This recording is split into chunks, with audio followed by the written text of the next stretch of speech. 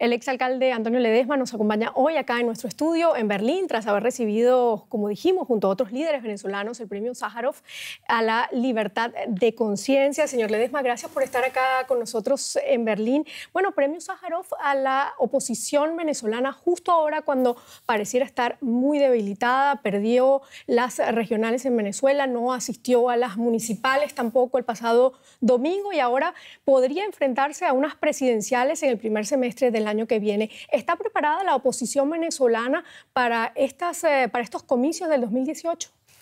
Buenas noches, muchas gracias por la invitación. La oposición ha sido víctima de un fraude.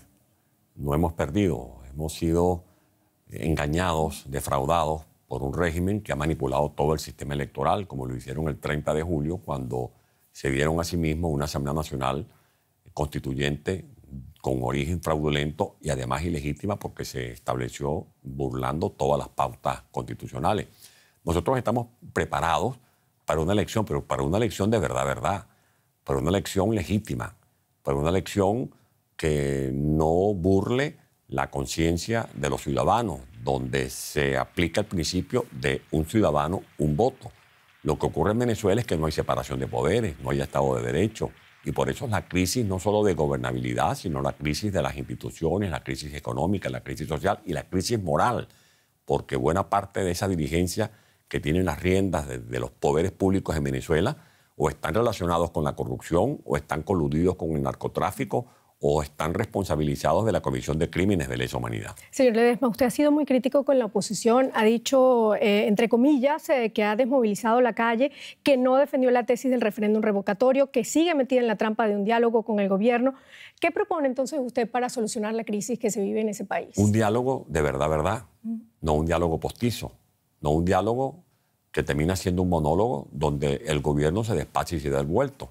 Mis críticas son constructivas. Yo creo que es necesario que en la oposición, para que haya una unidad eficaz, debe haber transparencia, debe haber sinceridad, debe haber respeto entre todos los líderes de la oposición, debe haber estrategia, debe haber organización y sobre todo debe haber coherencia.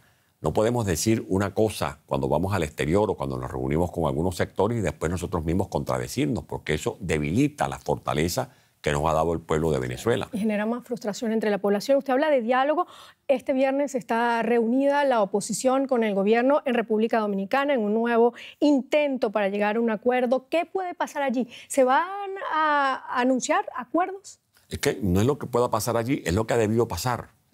Ya este mismo diálogo se celebró el año pasado, teniendo nada más y nada menos que como observadores a representantes del Papa Francisco, de representantes del Vaticano. ¿Qué es lo que falla entonces en ese diálogo? Un régimen que no honra los compromisos asumidos. No han liberado a los presos políticos, montaron una constituyente fraudulenta, no se ha establecido un canal humanitario cuando tenemos un pueblo muriendo de hambre o muriendo por falta de medicamentos. No se le han regresado o restablecido a la Asamblea al Congreso venezolano, al Parlamento venezolano, sus competencias, porque no hay separación de poderes, ni han celebrado elecciones libres, porque todo lo que se hizo el 30 de julio, las regionales del 15 de octubre y las pasadas municipales, son eventos nulos, porque fueron convocados por una Asamblea Nacional Constituyente ilegal, y fueron organizadas un Consejo Nacional Electoral que bien sabemos que es un aparato al servicio del régimen, donde ellos imponen elecciones como el que va a un restaurante con un menú y tiene unas elecciones a la carta. Señor Ledesma, usted también habla de narcotiranía. Precisamente este jueves fueron enjuiciados los sobrinos de la primera dama Cilia Flores y del presidente Nicolás Maduro.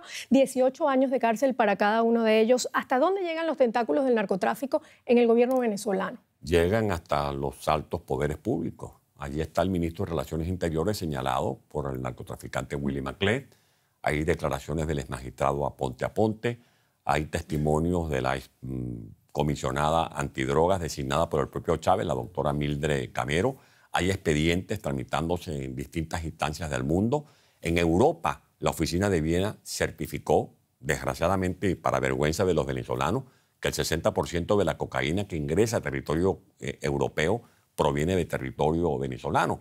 O sea, son evidentes. Son muchas las pruebas, no solamente del problema del narcotráfico, sino también de la Comisión de Crímenes de Lesa Humanidad. Ahí están los expedientes que se están levantando en la OEA, los que ya reposan en las oficinas de derechos humanos de la OEA, de la ONU, que van a ser interpuestos ante el Tribunal Penal Internacional. Y usted ha pedido hoy, por cierto, que se tenga acceso a esas cuentas que están afuera en Europa de muchos miembros del gobierno, y también ha pedido que no se reconozca esta Asamblea Nacional. Sin embargo, quiero irme a la situación en el país. El país Venezuela se hunde en la miseria, la gente tiene muchísima frustración, descontento también con el gobierno y con la oposición venezolana.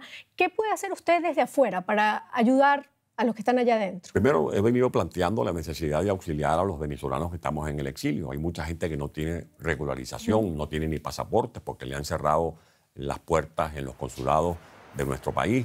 Esa situación hay que resolverla. En todas partes del mundo hay venezolanos, gente con capacidad, gente con talento, gente con profesiones, otros que no tienen una profesión, pero que tienen ganas, tienen necesidad de ganarse la vida. En segundo lugar, organizando el exilio, colaborando con los otros compañeros que han venido haciendo un trabajo en esta iniciativa, por ejemplo, de detectar capitales fugados, que si logramos repatriarlos en su oportunidad, van a servir para relanzar la economía venezolana y demostrar que Venezuela es un país absolutamente viable. Y otra parte es solicitándole a la Unión Europea la ampliación de las sanciones tal cual como se aplicaron en Estados Unidos o en Canadá, no sanciones contra la nación ni contra Venezuela, sino sanciones contra individualidades que están relacionadas, como ya he dicho, narcotráfico, terrorismo, corrupción y violación de derechos humanos. Es bueno aclarar ese punto. Muchísimas gracias, señor Ledesma, por estar acá con nosotros en Berlín. Gracias a ustedes.